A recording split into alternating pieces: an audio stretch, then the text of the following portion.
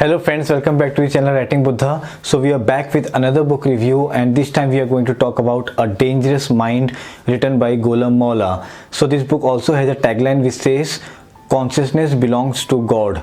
And I don't have a book in my hand this time because this time I read a book on Kindle device. So this was my very first book that I have read on Kindle, and I'm very much excited to talk about it. So this 356 pages book is quite a ride, as author Golam Maula takes you on a journey which has one plot, but it has several twists and turns that keeps you hooked onto this story. So this story is about a boy named John who comes from USA to India for a short trip, and he is just clicking a photo randomly in a temple, and he finally sees a very beautiful girl, and later when he checks the photo of her, he falls into love, and now he is trying to search her again. They bump 2 or 3 times again and again, and finally they are able to have conversation with each other. Now it gets aggravated to the next level. They fall in love and they come together, but eventually when the marriage thing is being discussed, they go to their parent, and the caste and belief system comes in between because both of them are from 2 different backgrounds. Anjali is an Indian girl, whereas John is from USA, from outside India.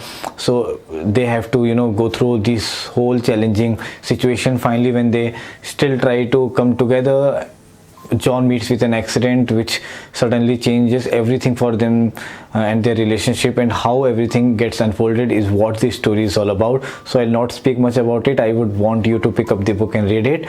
So this is not a thriller book, but author manages to keep the surprise element always alive by changing theme of the story every now and then and keeping you excited about what will happen next. The book is a very perfect page turner, as you can finish it in just 2 or 3 sittings, even when it is around 350 plus pages, because that's how author has narrated it in a very fast paced manner, that the story never gets on a halt, or it never gets slowed down or stagnant at a place. It keeps on moving and keeps on giving you that excitement and thrill level, the dopamine rush activated in you. Talking about writing style of Golam, I would say it is very cool. Now I don't know if the word cool is right or not, but I would say it as cool because every time he was defining a scene or 2, I would always imagine it in a form of a movie. So it generally does not happen always, but Golam was able to generate that kind of imagination. So I believe that his writing style is something magical and different from everyone else, and hence I am terming it as a very cool writing style. So because, as I told you, that author has used many different several themes in this one story itself. So when you will finish this book, you will not feel that you have read only one story, but you will feel that you have read many stories in this single book itself. So that's one of the speciality of this book.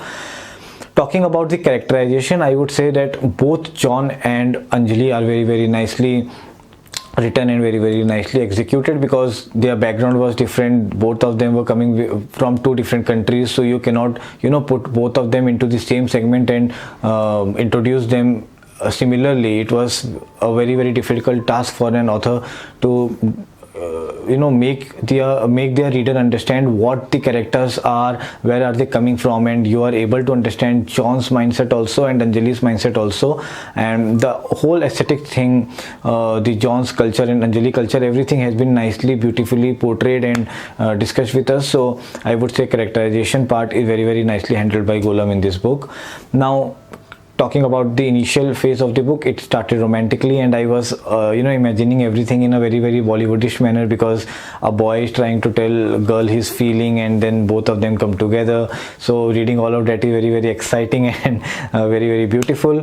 The initial conversation between both of them is something that will make you fall in love with both the characters, and you will start imagining yourself in a very beautiful relationship. So that's the effect that author is able to impose upon you through his writing. Then the tone of the book shifts after that when it comes to the marriage part, and now author gives prominence to the factors such as casteism and belief system of parents and how it impacts children. So how the compatibility of the children are not taken into consideration, how their love is completely sidelined, but things like which caste do they belong, how their horoscope is, and everything of those things are taken into consideration by parents, which eventually leads into heartbreak for both the people involved in love. And this is very prominent in India, so I'm very glad that author has given it one of the major spaces in his book. The whole middle segment of the book is about this, and you can resonate with both the characters. You can feel their pain, because many love stories in India gets incomplete just because of this series in itself. Now when the story gets further, and here the Golam's writing styles main power gets reflected, because when John is met with an accident, so there is some kind of a revolutionary medical experiment performed upon him, which changes his mind completely. So now he is dealing with a memory loss issue, where his memory comes and also goes back periodically. So this is a very different theme that the book goes into, and he is also termed as most intelligent person on the planet, because eventually his mind becomes very sharp and he becomes very intelligent. It also changes his personality completely, because now he becomes very egoistic, adamant, and he is just of very me attitude here. And this affects Anjali a lot, because Anjali has always seen him as a very polite person, and when she sees him performing these things and making some public statements that throws his personality completely off. So now how John is performing his daily activities, what kind of things he is involved in, all of this is written in a manner where you will imagine it in a very Hollywoodish movie kind of a thing. So that is very in contrast with how it is in the first half. So I'm very excited about how Golam's writing can be transformed from one space to a completely different space, and that too within a single book itself. So just imagine what he can do if he writes a book completely in either of the one segment later on.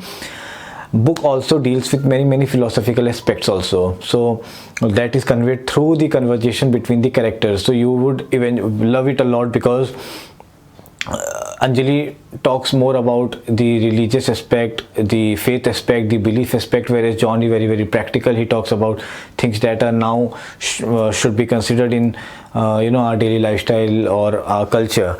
So reading those philosophical aspects was very interesting, and I marked many of them, highlighted and shared in my stories on Instagram.